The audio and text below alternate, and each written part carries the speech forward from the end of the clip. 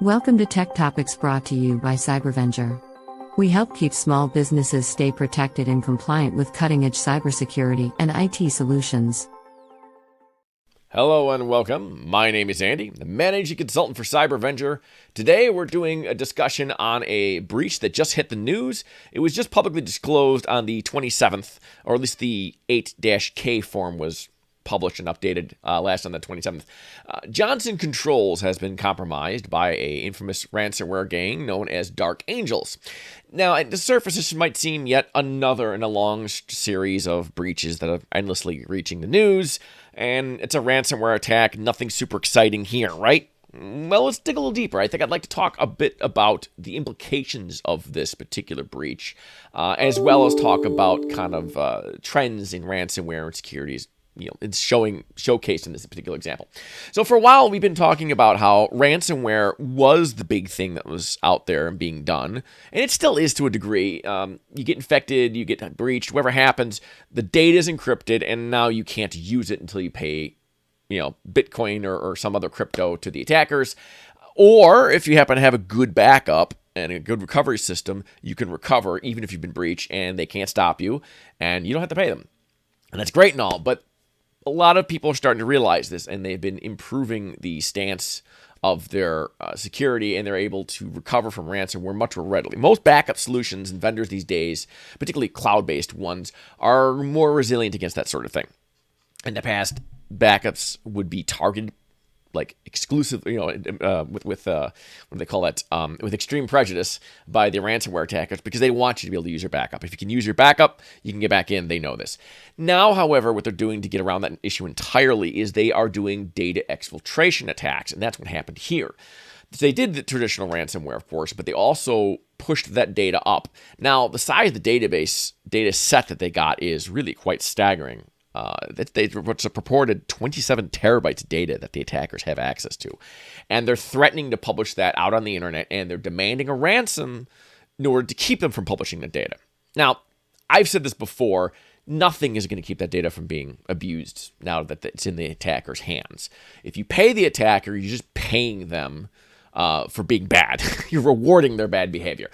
You're not going to keep them from releasing this. They might not release it as publicly, because they want to encourage other people to pay the ransom, right? They're going to, hide the data, but it's going to leak out because they're going to get paid a second time. Data is valuable. It's all kinds of things. You could sell it to their competitors. You can mine the data for customer lists, for email addresses, for all kinds of stuff. They'll probably take that data and at some point sell it to a dark web AI company. I think that's going to be the future. I think dark web AI companies are going to mine data they're not supposed to have access to and give them a competitive advantage to produce all kinds of functions that maybe the big guys don't want you to use. You look at ChatGPT and other AI, there's a lot of filtering, a lot of things that it won't allow you to ask it. It won't answer us. Nope, no, that's unethical. That's not whatever. I don't want to touch that. And that's a lot of limitations that not everyone is going to want to deal with. And big data sets could come in handy, especially if it's private data that even ChatGPT wouldn't have had access to. And then you do a data mining set, and there's all kinds of business questions you can ask that dark web AI, evil GPT. So just a theory. This hasn't happened yet, but data exfiltration certainly is, because the data is valuable. There's all kinds of things it can be used for. It can help aid in other attacks further on. That's kind of common now. If someone's email gets breached, that email address, first thing they do is send out other phishing attempts from that legitimate email, because it's probably whitelisted places and can get past some of the defenses that they otherwise couldn't. So imagine that they would take that data and do a similar kind of thing, ride the reputation of the victim. But the other interesting thing about this, beyond the normal, I say normal, it's kind of new, besides the current exfiltration trend, is Johnson Controls is themselves a supplier of equipment that could be breached. If you remember back a few years ago, or not even a few years, the SolarWinds breach that happened, they were breached, and then their tool was compromised, and that tool was used to breach other companies. So it wasn't them being breached that was a big deal, is that their tool had been compromised, and then anybody using SolarWinds, their SolarWinds Orion, was able to be breached, and a lot of companies were because of that. Similarly with Johnson Controls, I'm concerned of that here. If you take a quick look at the website down here, So Johnson Controls is not only a big brand, but they do a lot of different products. They do quite a different stuff. They do security systems, so door and entry, key card access and things like that. Of course, HVAC, they're well known for it. And the one here that I'm looking at is they do smart buildings and other complex. Look at this: unlock the power of building data with artificial intelligence. Boy, is that a buzzword, right? Artificial intelligence. But they have a lot of IoT. Internet of Things is a big deal in security because everything that can talk on the internet, if you boil away all the fancy-dancy, whatever it's calling itself, is fundamentally a computer. Maybe it's a tiny, cheap little computer. It's still a computer. And if it's a computer, it can get conquered, taken over, and turned into a bot that can be used to do things. I mean, there's even exploits that have happened in history where fax machines have been taken over and turned into dial-up access for the attacker.